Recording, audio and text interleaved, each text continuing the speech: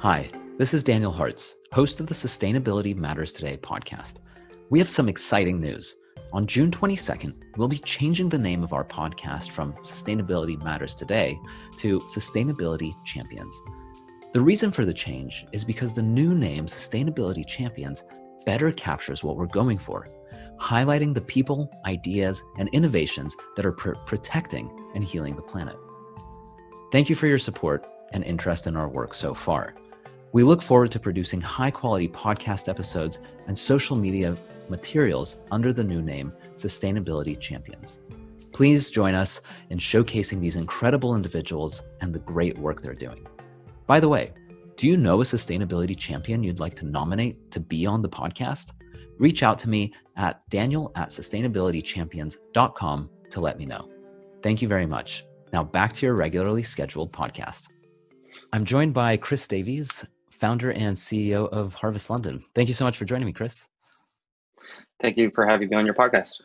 Awesome. And I like to start by really understanding what is it that you do? Why, as in, I guess more specifically, what problem do you solve? Sure. So Harvest London are a vertical farm. We run and operate vertical farms in London. And the problem we solve is fundamentally the fact that we are all members of a very broken food system. So the food that we consume is usually grown very far away, has traveled a very long way, has spent a lot of time in the supply chain. And we think that there's a fundamental problem to that. So it's all about food production at the point of consumption and making sure that we're reducing the food mileage and at the same time improving the quality and the sustainability of the produce that we all consume. Yeah, I think that's really cool. I actually, when you mentioned about the long supply chain, I think it was someone on one of your clients was saying that it can take like 11 weeks between when food is picked and when it's actually served in a restaurant. Yeah, that's right. Depending on what the crop is, the produce will spend between 2 to 11 weeks in the supply chain. On average, it will travel in the UK at least. On average, it will travel about 2,500 miles. 85% of the produce that we consume in the UK comes from Europe, which is why we're very dependent on European produce and very dependent on European supply chains. So, that's why when you go into a supermarket, you'll see that most of the bags of lettuce are gassed. And the moment you open the bag, and stick it in the fridge, they will wilt, and the quality isn't very well. That's because they need to spend 11 weeks or up to 11 weeks in the supply chain, and the quality and the sustainability is a big problem. Yeah, I eat a lot of spinach, and yeah, it's amazing. You're absolutely right. I've noticed that it looks beautiful when you buy it, and then you open it, take it out, it's fine, and then the next day, it's not only is it wilting, but it's already getting like soggy and wet. It's soggy and gross. Yeah, absolutely. Yeah. One of the advantages of having your own farm is I get to have a lot of very nice produce at home. Yeah. So I take some produce home from the farm, and I do the same thing that everyone does. I forget that it's in the fridge. But for the produce that we have, I forget that it's in the fridge, and I remember like a week and a half to 2 weeks later, and it's still beautiful. It's still totally fine. And that's really just a function of how quickly we go from harvest to delivery and how short the supply chain we give to our customers is. Wow. So basically, I've never actually even considered that. I mean, that's really interesting because what you're saying is that produce actually can last for a long time.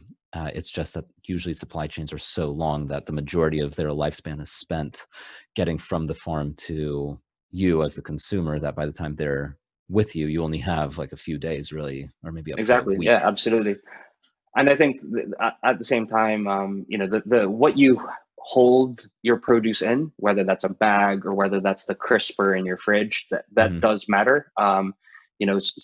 For green leafy vegetables, for example, keeping it in an airtight container will drastically extend the life cycle of the produce.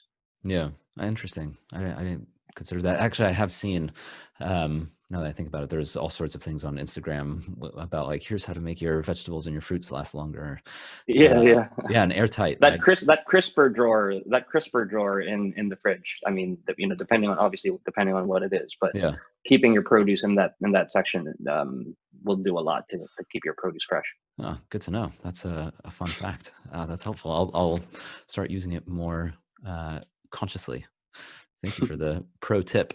So in terms of how you actually solve this problem, you mentioned a couple of words. So first of all, a vertical farm, which is obviously very different than a horizontal farm.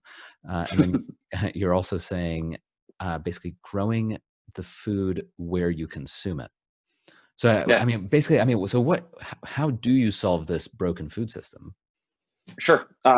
So, would you like me to explain a little bit about what a vertical farm is? And Yeah, please. That'd be yeah, really helpful. so a vertical farm is fundamentally taking a bunch of different technologies all together so that we're improving the sustainability and efficiency of traditional farming. So, vertical farming is the combination of in our case, hydroponic technology alongside LED lights and racking so that we're actually growing in towers in a warehouse. By Vertically. racking, you mean, sorry, just to clarify, by racking, you mean literally Yeah. like stacking racks, or Yeah, like exactly. shelves, basically. Just having them on shelves. And that obviously means that you're a lot more efficient with the space. Right. Because you're growing right on top of each other rather than growing on one axis where you're just growing on flat ground, for example, right? The fact that we're growing in towers, the fact that we're growing in racks means that we can produce a lot more in a smaller amount of space. You combine the space efficiency with hydroponic technology, which essentially means not growing within soil, but growing within using it fundamentally in water. And you add to that LED lights, which means you're essentially, in our farm, for example, our lights are on 22 hours a day. So that means that it's daylight for our plants for 22 hours a day. And that means that they grow a lot faster than a traditional farm. The kind of anecdotal industry wisdom is within the same amount of space, you can grow 350 times the amount of produce you can do that while using 90% less water and 95% less fertilizer. Wow. So it's very space efficient. It's very water efficient. There are definitely some drawbacks. So for example, it's very energy intensive. Okay. But I think the fact that you end up producing some very high quality produce, and at the same time, by the market engaging with this kind of produce, you're transitioning the supply chain to one being very long to one that's very short. Yeah, it's interesting. I spoke about. Sorry, just about that energy efficiency piece. I'm wondering, although it may be more energy, it may require more energy. The fact that you're using a lot less space and a lot less water, and also it's significantly closer. I mean, one of your clients says that, or maybe it was you again, who was saying that you can, from the moment you harvest to the moment that it's being served, from your farm to a restaurant, it can be 4 hours. Yeah, absolutely. So, I mean, I wonder how much energy you're saving in that process. Like net, if you start looking at the net energy consumption versus the massive supply chain versus the energy that it takes to grow, absolutely, who ultimately is more efficient? We're doing a lot of research on that space. The thing about global supply chains is it's very opaque. You can't, if it's all, let's say we have one of our customers, for example, buys all of their produce from Italy. And we've done some calculations and these are just very, at this stage, quite basic calculations, but by switching their supply chain from Italy to us, we are saving them over 150,000 food miles per year. Wow. And just the very fact that the produce that they're using doesn't come from Italy anymore, and as you said, goes from harvest to delivery within 4 hours, the produce that they get is significantly better just because it hasn't traveled very far. Mm-hmm. In this particular instance, they buy a lot of basil from us. Basil is one of those crops, one of those ingredients that the moment you pick basil, it loses a lot of its pungency, it loses a lot of its flavor. So the fact that we can give them basil that has been grown in London and is usable within hours of harvesting is a significant improvement onto the produce that they're currently getting. Yeah, and I think that makes a lot of sense in terms of like how close it is as well. The system that you've designed, these vertical farms, I mean, they're all indoors because you're saying LED lights Yeah, that you keep absolutely. on, so it can really be anywhere as long as there's enough space. Yeah, absolutely. My company, Harvest London, we are enjoying this kind of second wave of vertical farms. If I think about the first generation of vertical farms, it was back, 7, 8, 9 years ago. Mm. And because of or because of inefficiencies of LED technology back then, all of those farms have essentially failed, and they pivoted to become, vertical farming technology providers, for Yeah. example. For us, because LEDs, for example, LEDs improve their efficiency by 50% year on year. And the fact that LEDs are now at a point where they don't produce a lot of heat, they're pretty efficient in terms of the energy usage, we're enjoying this kind of second wave of vertical farms. But another example or another facet of the first set of vertical farms is in the first wave, there was a lot of putting farms on rooftops.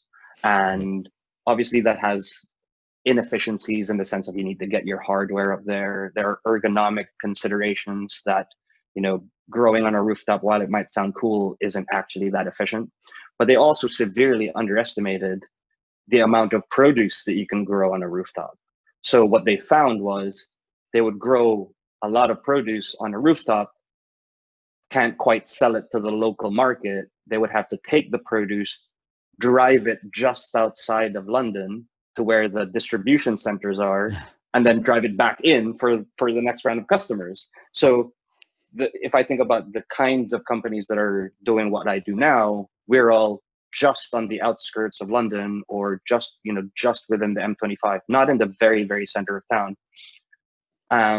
But we're still enjoying the efficiency, or we're still enjoying local food production. It's not 2,500 miles, it's 5 miles. Yeah.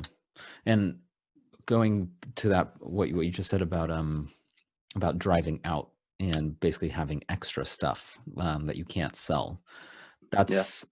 Is how do you deal with things that you can't sell, or is that not your reality? Yeah, I mean, that's a very, very good question. And it's actually one of the ways that differentiates Harvest London from some Mhm. of our competitors. So I have competitors in the space that, for example, will grow 3 or 4 different kinds of leaf and stick it in a bag and sell it in a Sainsbury's or sell it in a Tesco. So they've gone down that B2C market. We have purposefully chosen to only work with chefs and only work with restaurants and restaurant groups. But what that means is everything that we grow is actually grown to order. So we don't grow for growing's sake, because that results in the challenge that you've just said. If I grow something and you'll end up growing a lot of something, you end up with the challenge of selling it. And if you can't sell it, then you're wasting it. Yeah. Fundamentally, it just goes to waste. When we started off, we were doing that because we wanted to kind of learn and grow as much as we can, so we could learn as quickly as we can. And what we ended up doing is we ended up donating to, food banks and food charities and all of that kind of stuff. But now that we've kind of hit our stride a bit, we're very passionate about everything that we do being a partnership with our chefs. So we work with chefs and we really understand exactly how much they need on a weekly basis, and we grow only that. And that means that, one, they can be more efficient because we understand exactly how much they need. So there's no food waste at their stage, Right. but there's also no food waste at our stage of growing, because we'll only grow exactly what they need, and that's it. So one of the things that we say is we don't sell produce, we sell the capacity to grow produce. So it's a really big, the partnership that we have with our chefs is a very big part of kind of what makes Harvest London unique. Yeah, that's cool. I mean, I think I would definitely set you up for that, because I knew that's exactly what you do, is this growing to order. Appreciate so that cool. setup. Yeah. I think the growing to order is it's a unique model, and I can't imagine any regular farmer, like you said, your competitors, it's not really something that they're able to do. Just because, like, when you have a farm, I mean, things grow and it takes a while. And I suppose it goes back to that point about the fact that you keep your lights on for 22 hours. So you can grow things much faster than a regular farm. Yeah, absolutely. Well, we actually got this idea from a traditional farmer. All right, So okay. one of our customers, in the autumn of 2018, he was talking to a traditional farmer for growing squashes for the following autumn. So he was talking to a farmer in autumn of 2018 for produce that he wanted to buy in August 2019. Wow. So he was thinking 3 seasons ahead. But for the exact same point that you've raised, we only need, we can't grow squashes because of some of the limitations of vertical farming, but we only ask our chefs to think 4 to 6 weeks ahead rather than 3 seasons ahead. So if I pretend that you're, a chef that wants to work with us, right? The first step for us is understanding, okay, how big is your restaurant and what does your, spring menu look like? Okay, your spring menu involves a lot of spinach, it involves a lot of coriander, it involves X, Y, and Z. So we understand how much you need of that week on week. And when your menu, and even though my business is not seasonal in the sense that we're unaffected by seasons, because we're always, it's always a perfect growing day in the farm. Our chefs and our customers all still think seasonally, and people want to eat seasonally, right? Yeah, of course. So what we tell our chefs is, 4 to 6 weeks before your menu transitions from your spring menu to your summer menu, come talk to us and engage with us, because what we'll do is all that space that we've used to grow all the produce that you used in the summer, in the spring months, we'll just transition that space to growing whatever it is you need for the summer months. Right. And that's, and that's kind of goes back to that point of we don't sell produce, we sell the capacity to grow produce, right? It doesn't matter what they ask us to grow. We've grown over 100 different things, and it's really up to them in terms of what they want from us and what they want their menu to look like. Mm-hmm. And so what are some of the things that you can grow? I mean, over 100 things is quite a lot. Yeah. So if I think about like, there are limitations for hydroponic technology and hydroponic growing. It's kind of bread and butter is herbs and anything green and leafy. So, we've grown a lot of different kinds of basil. We've grown a lot of different kinds of, Asian herbs, Asian greens, a lot of komatsuna, a lot of choy, a lot of spinach. The most interesting stuff that we've grown is really a huge range of herbs. A lot of, there are a lot of very like weird and wonderful herbs that come from Southeast Asia or Mexico or South America that you either can't get here, or if you can get them, has obviously traveled from very far away. We've grown a lot of Mexican marigold. We've grown a lot of hyssop. We've grown a lot of one of my favorite things that we grow is a thing called Nasturtiums, which is a very like spicy leaf. It's fun. It's actually a weed, but it's a very good tasting weed. So there's a lot of that kind of stuff, and we make it a point to find weird and wonderful things that you can't get here, and find those seeds. And sometimes they don't grow hydroponically, but sometimes they grow really, really happily hydroponically. We've had a chef in the past actually bring us seeds from India, and he's like, hey, try growing this for us. Some of it worked, some of it didn't, but that's part of the whole growing thing. This is another way that we kind of differentiate ourselves, right?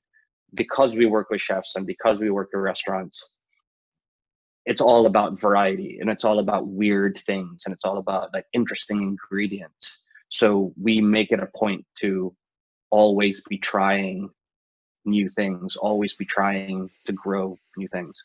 That's cool. So I wonder, I mean, when you step into your farm, maybe you can't tell this anymore, but are you hit with like the most incredible motley array of smells?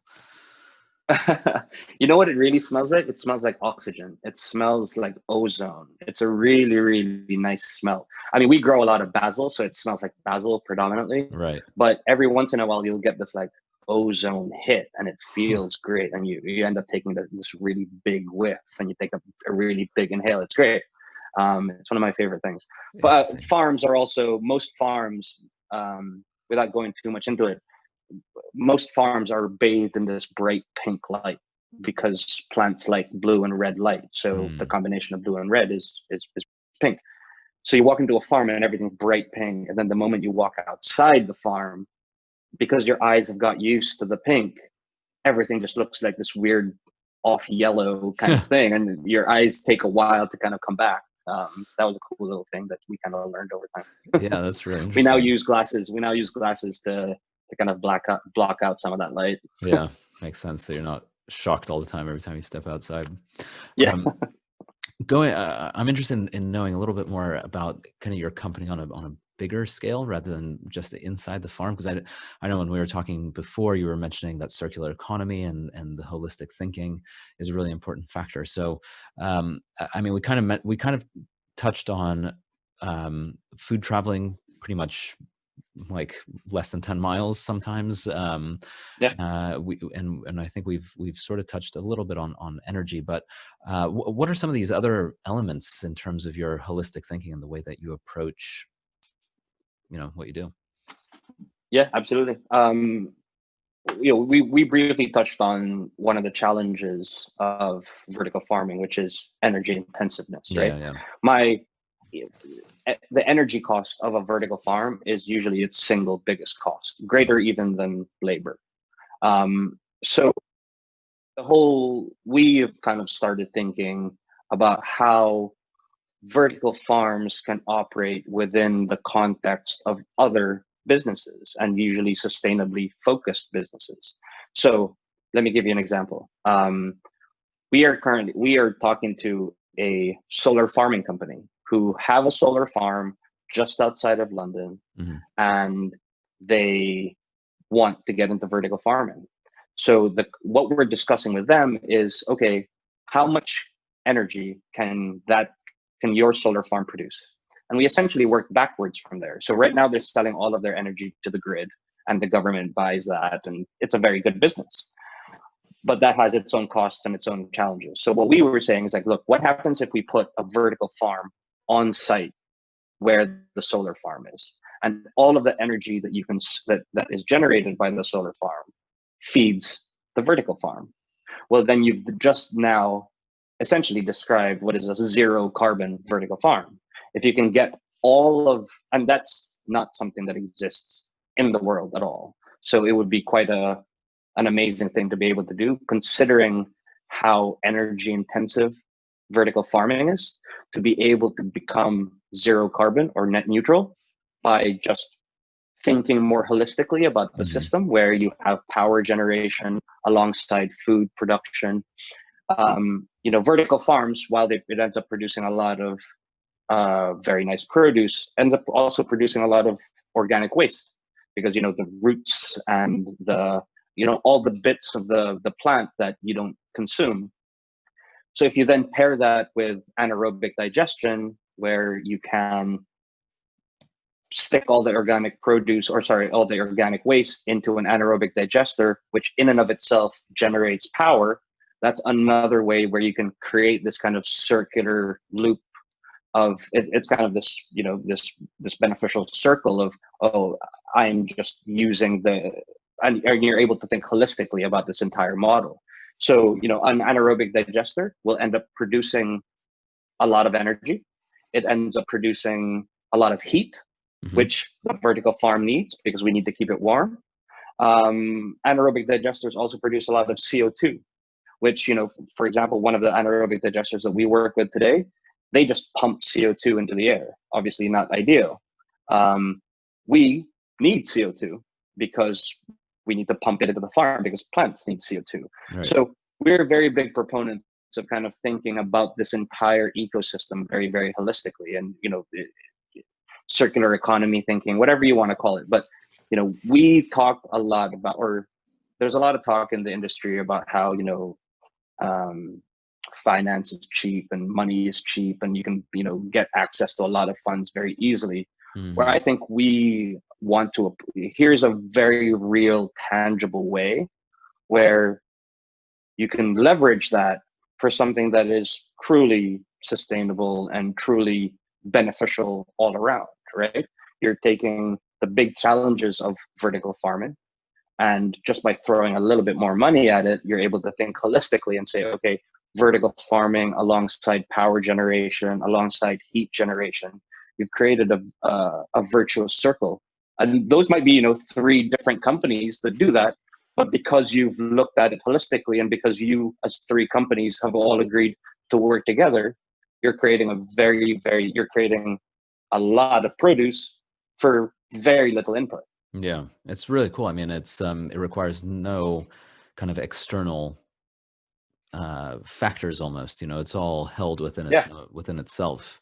It's basically a little mini ecosystem in many ways. So, I mean, because I think that anaerobic digestion piece sounds like it can do so much good. The solar farm as well. The anaerobic digestion piece has multiple components to it. Yeah, absolutely. And so, I mean, in terms of like CO2, you mentioned that you're pumping ozone, but CO2 is where are you getting CO2 now, or is it just you're Yeah, right now we just have a tank, to be honest, that sits within our HVAC system. wow, So HVAC is essentially the climate control yeah, system that we have in the farm. And as part of that HVAC system, we pump CO2 into the farm. We just buy the CO2. We just buy tanks of CO2, and when it runs out, we replace the tank. That's a very kind of common thing. mm, Um, but if you pair it with an anaerobic digester, they're essentially just pumping it into the air. So with a little bit more planning and a little bit more infrastructure, instead of the vent that is venting CO2 into the air, vent it into the farm, and yeah. then so it's that kind of holistic model which we're very keen on. That's really cool. I mean, one of the things I'm always interested in is how does environmental sustainability affect a company's bottom line and essentially top line as well. So basically the financial side of a business. And it sounds like instead of buying tanks of CO2 and then having someone pick them up and send refills and so on, you essentially just build this thing and then you get, I mean, technically free CO2 for the rest Yeah. of, for as long as you need, really.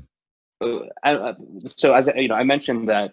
So yes, if we wanted to do that ourselves, anaerobic digestion is a very, very complicated thing, and I don't think we'd ever get into the realms of having our own big anaerobic digester. We could have a small one to just handle small things, but in order to produce the CO2 and the heat and the energy necessary, it would have to be quite a large thing, and that's a I see. very, very engineering heavy. There are companies out there that only do anaerobic digestion, and they will have 6 to 7 different sites, and they'll use a variety of different inputs. But the benefit to them is, in this particular company's instance, in this particular instance, they're, as I said, they're just venting CO2 into the air. We're saying, look, if you set it up, we'll buy that from you, right? And we'll buy it for you for hopefully not very much, but Yeah. we'll buy that from you. And for them, that's another revenue stream that previously didn't exist, right? Yeah. And it makes them So look good it too, is a because mutually beneficial relationship. yeah, exactly. And it in addition to the financial element, like you said, mutually beneficial, it's good for them as well, because now they're not just dumping carbon dioxide into the air, and it's actually going to Yeah, a place where it will be turned into oxygen. So exactly. their Yeah, footprint becomes effectively smaller as well.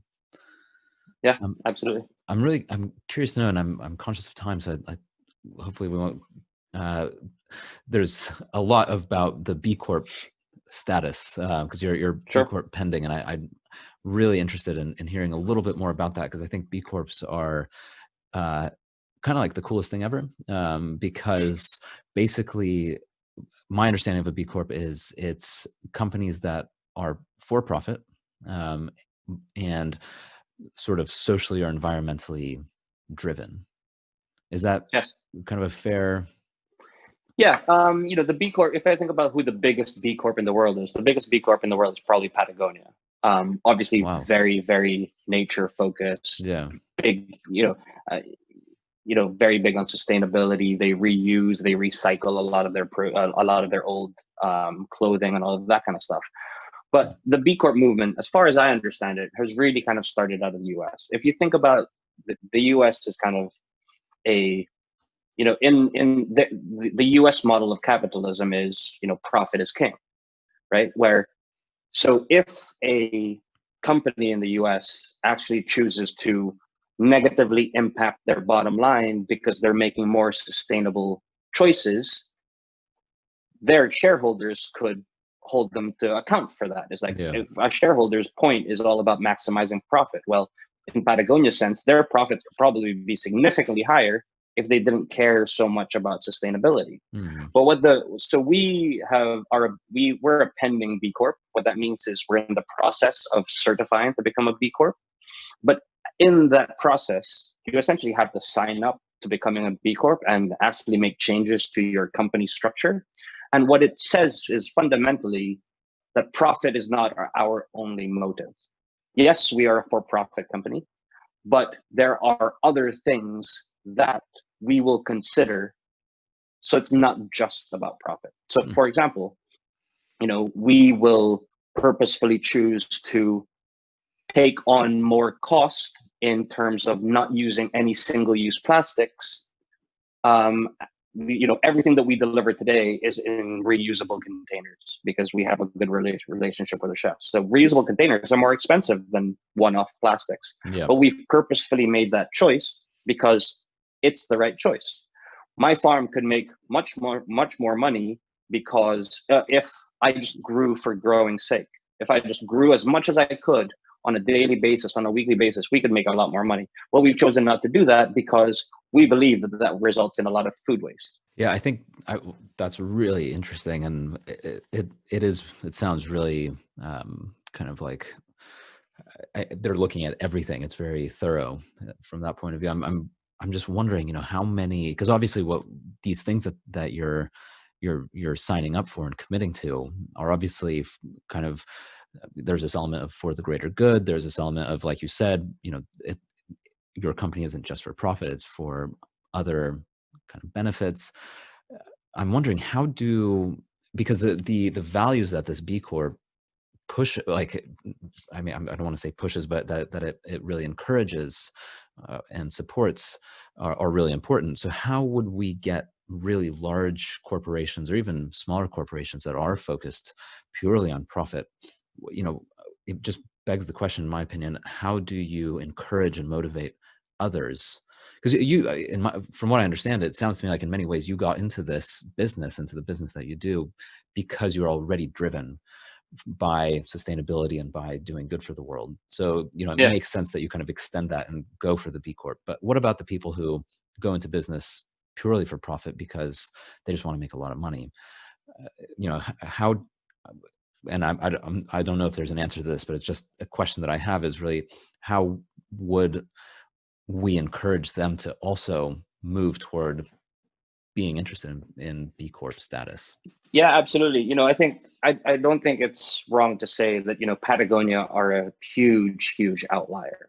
Right. They are by far the biggest B Corp. Like, it's not even close. Most B Corps are small companies that do not have, the behemoth of being a big corporate company All the with bureaucracy and all of that. existing shareholders and all the bureaucracy. Yeah. To switch a company from that to becoming a B Corp, I imagine is a huge, huge challenge. We have the benefit of being able to start from scratch as a B Corp, so we don't have to go through the pain of changing who we are. I don't think I don't think that motivation is going to come from those companies internally. I think the motivation for that is going to come from the consumer choosing with their pocket and with their wallet, right? Like if a consumer knows that they can choose two different companies that pretty much do the same thing. I don't know, Coca-Cola and Pepsi, pretty much the same thing. Sure, you'll prefer over the other, but if you choose with your wallet and you know that, for example, company A is more sustainable or focuses on sustainability rather than company B, then by choosing with your wallet, then hopefully you're pushing people down that path, right? Or you're pushing companies down that path to say, look, sustainability, it's not just about being this faceless corporate behemoth. It's also about, you guys are making millions and millions of dollars over from us, from the consumer. We want to see you giving back, right? And I think that that is changing, definitely. I think sustainability is obviously very big. I think the time of the corporate behemoth where it's purely profit is hopefully coming to an end, where because those guys, in order to earn all that money, in order to make all that money, is almost certainly detrimental in a lot of different ways, right? Whether that's detrimental from a sustainability angle, whether that's detrimental from a child labor perspective, whether that's only ever hiring 0 hours contract people, right? Companies, I think, are going to need to take a stand about what they actually stand for, and they can't just be thinking bottom line anymore, I think. Yeah, I think it makes sense, and I think you're absolutely right. Voting with your wallet is the way that people and companies will start moving into a different direction. Final questions here is one thing I like to ask, just from an inspirational standpoint, is what else do you do in addition to, all this incredible work that you do with Harvest London, kind of like personally on a day-to-day basis, whether at work or at home, to be environmentally friendly?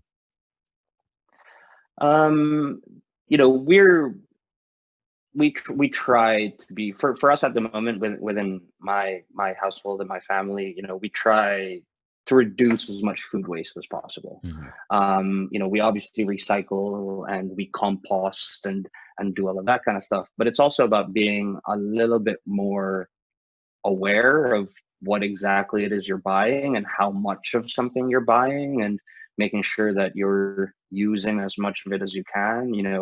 I'm all for ugly vegetables that you get wasted, and using all of that kind of stuff. I'm also just big on, I'm a big cyclist. I cycle everywhere. So making sure that, essentially those are two big things for me. Yeah, I think that's awesome. Composting is great, and like we were saying earlier about anaerobic digestion, so much opportunity there, turning waste into gold. Well, yeah, Chris, thank you very much for your time, and for anyone who's interested in learning about Harvest London and maybe trying some of your food at some of the restaurants, where can people learn about the work you're doing and find out where it's being served, and etc.? Absolutely. Well, thank you for having me. Visit our website, harvest.london. Because we work with chefs, we're all over Instagram as well. So follow us on Instagram, harvest.london. We're just about to expand into delivering all of Pizza Pilgrim's basil. So, they have about 15 stores all around London. And if you walk into one of them and have one of their pizzas, it's almost certainly going to be our basil that you get to taste. One more reason to try it. I haven't actually tried Pizza Pilgrims yet. That's one on the you're list. Missing out. It's really good. I've heard only great things about it. Now with your basil, it certainly will be even better. That's awesome, Chris. Well, thank you again for your time. I think the work you're doing is so cool, and it was a lot of fun talking. Thank you. It was good talking to you. Thank you very much for listening to this episode. If you enjoyed it, give us a 5-star rating. And also, please subscribe, whether on your podcast app or on YouTube. And that way you can be the first to know about new episodes. Thank you very much, and talk to you soon.